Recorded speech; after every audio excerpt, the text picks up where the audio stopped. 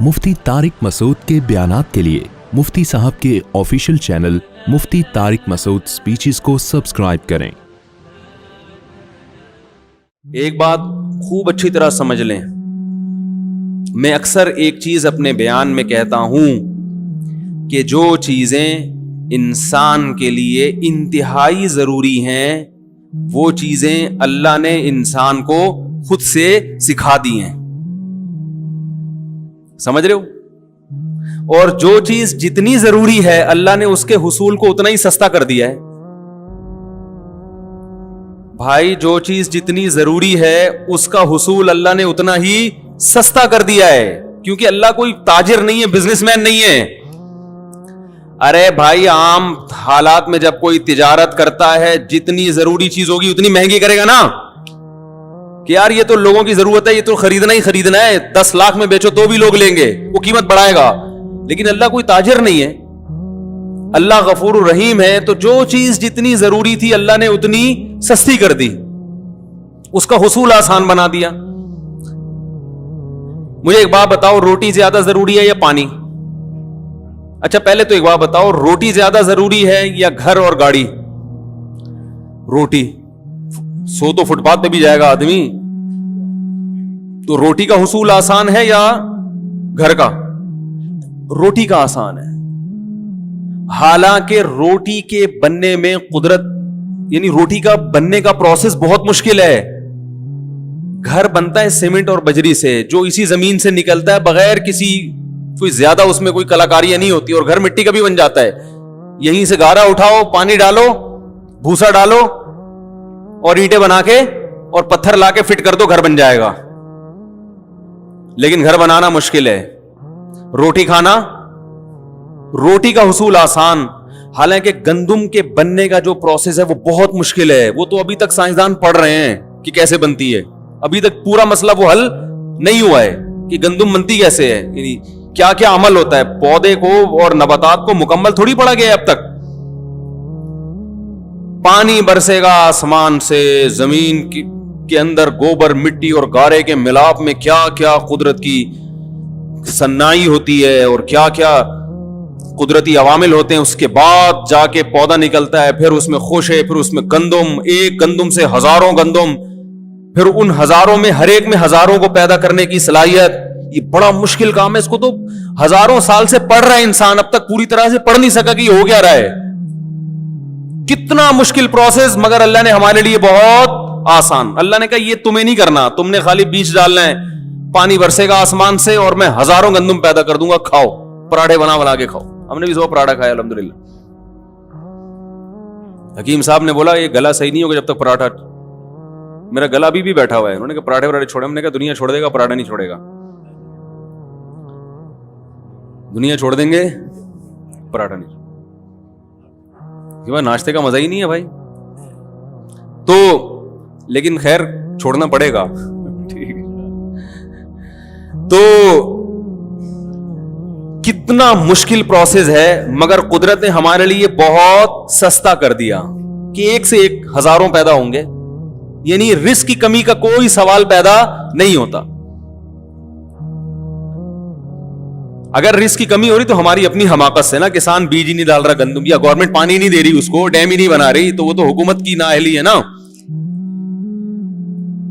वो तो हुकूमत की नाअहली है। और हुकूमत हम ही बनाते हैं तो हमारी नाअहली हो गई। तो भाई जैसी बनाई है वही चीज मिलेगी, जो आपने जिसको ऊपर लेकर आए, उस जो फैसले होंगे वहां से वो आप ही के फैसले हैं। तो कितना आसान कर दिया अल्लाह ताला ने।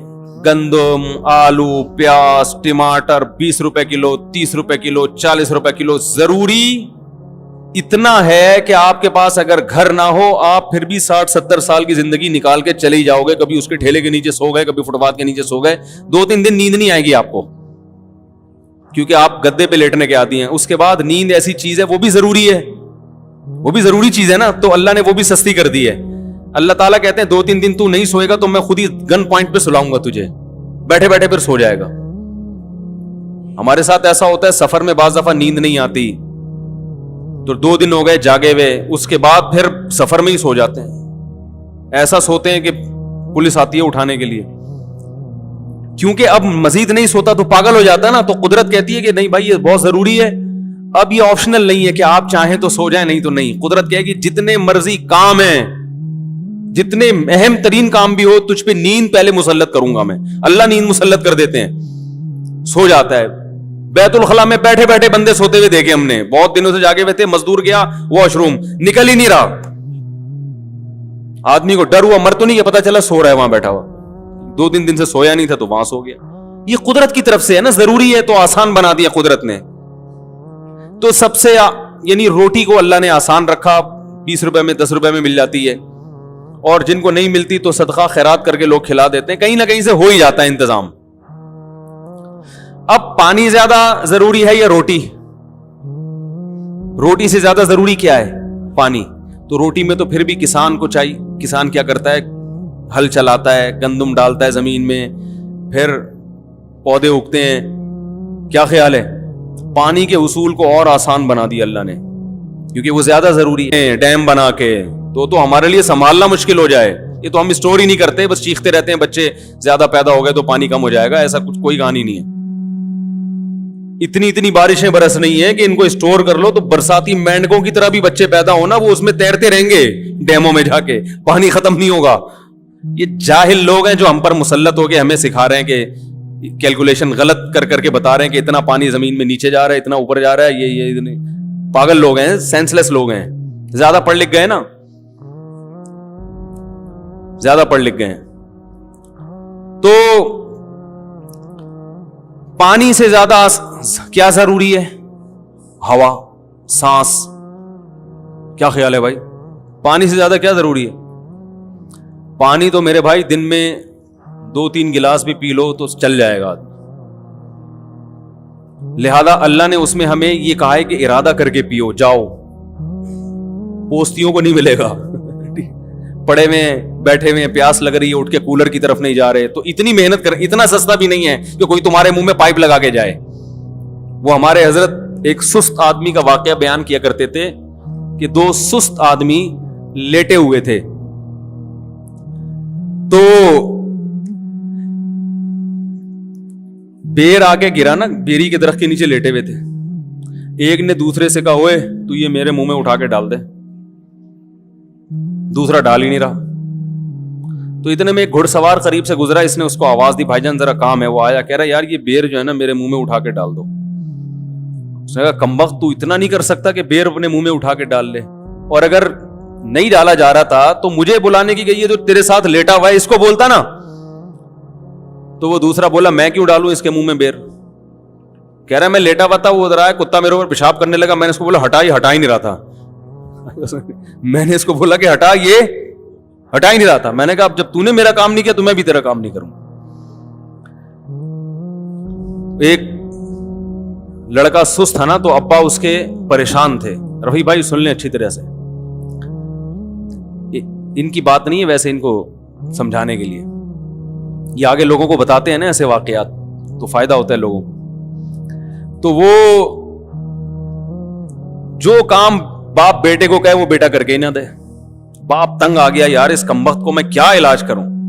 تو ایک دن ابا ایک مشین لے کر آیا, اور ابا نے بیٹے سے کہا, بیٹا تیری عادت کو ملحوظ رکھتے ہوئے میں ایک مشین لے کر آیا ہوں, بٹن دبا کے ہر کام کرے گی. بٹن دبائے گا چائے آئے گی, بٹن دبائے گا پانی آئے گا. اب تیری زندگی میں سکون آ جائے گا, تجھے کچھ کرنا نہیں پڑے گا, بٹن دبا کے ہر کام ہوگا. بیٹا کہتا ہے ابا بٹن کون دبائے گا اس کا؟ اس کے لیے بھی کوئی ملازم لے آتے. تو یہ سستی جو ہے نا, سستی جتنی پیدا ہوگی یہ بڑھتی چلی جاتی ہے. اگر آپ مشینی زندگی میں آنا چاہتے ہیں, خود کچھ نہیں کرنا چاہتے, تو کچھ دنوں کے بعد مشینوں کو استعمال کرتے ہوئے بھی آپ کو سستی محسوس ہوگی, جیسے کہ ہو رہا ہے. دیکھو پہلے لوگ لمبے لمبے سفر پیدل کرتے تھے نا, اب گاڑیوں میں جاتے ہیں, لیکن اب گاڑی میں جاتے ہوئے بھی سستی ہوتی, کون یہاں سے وہاں جائے. بائک پہ جاتے ہوئے بھی سستی ہو رہی ہے, یار کون دودھ لینے جائے. وہ بیگم بولی بھائی 6 انڈے لے کر آؤ, کہہ رہے میں انڈے کے بغیر ہی پراٹھا کھا لوں گا, میں نہیں لا رہا. یہی تو ہے, پرانے زمانے کا آدمی آ کے دیکھ لے, بولے یار تمہیں تو پھر یہ کک ماری اور جم کر کے پہنچے. تو جتنا سست انسان بنتا چلا جاتا ہے, اور جتنا چست بنتا ہے چست ہوتا چلا جاتا ہے. تو خیر میں یہ عرض کر رہا تھا پانی کو اللہ نے اور زیادہ آسان بنایا اور ہوا کو اس سے بھی زیادہ, آکسیجن کی ضرورت ہمیں پانی سے بھی زیادہ ہے, تو اس میں اللہ نے ہمیں 2 سہولتیں دے دی. ایک سہولت تو یہ دی کہ فری پھوکٹ میں 23% آکسیجن ہوا میں چھوڑ دی. پتہ نہیں ریسرچ بدل گئی ہو, تو پرانی ریسرچ تو 23% کی تھی, اب کا مجھے نہیں پتا آکسیجن آج کل کتنی فیصد چل رہی ہے. ہمارے یہاں تو 5-6% سے زیادہ. یہ سوئٹزرلینڈ کی رپورٹ پیش کی ہے سائنسدانوں نے کہ ہوا میں آکسیجن کا تناسب کتنا ہوتا ہے. لیاری کے پانی کا پتہ ہے نا فارمولا, ہائیڈروجن ڈائی آکسائڈ ہے نا جو عام پانی ہوتا ہے. تو کسی نے لیاری کے اسٹوڈنٹ سے پوچھا کہ پانی کا فارمولا بتاؤ, اس نے کہا NH4Cl کر کے کچھ بنا دیا. اس نے کہا یہ کیا؟ اس نے کہا لیاری کے پانی کا یہی فارمولا ہے. وہ جو ہائیڈروجن ڈائی آکسائڈ ہے نا وہ پانی ہے جو آسمان سے نازل ہوا اور آپ نے گلاس میں جمع کر لیا, وہیں سے درمیان میں اس کو کہیں گرنے نہیں دیا. تو آکسیجن کا حصول اللہ نے اور بھی زیادہ آسان بنا دیا. اگر اللہ ہوا میں فری میں چھوڑ دیتا اتنا بھی کافی نہیں تھا, ہمیں یوں کہہ دیتا کہ سانس لوگے تو پھیپڑوں میں جائے گا, تو ہم تو سارا دن بیٹھ کے سانس ہی لیتے رہتے. بھائی ذرا مجھے سانس لینے دو, ایسے ایسے سانس لیتے, پھر بات کر کے تھوڑی دیر کے لیے پاز کا بٹن دبا دیتے, اتنی دیر میں ہمارے پھیپڑے پھڑپڑانا شروع کر دیتے.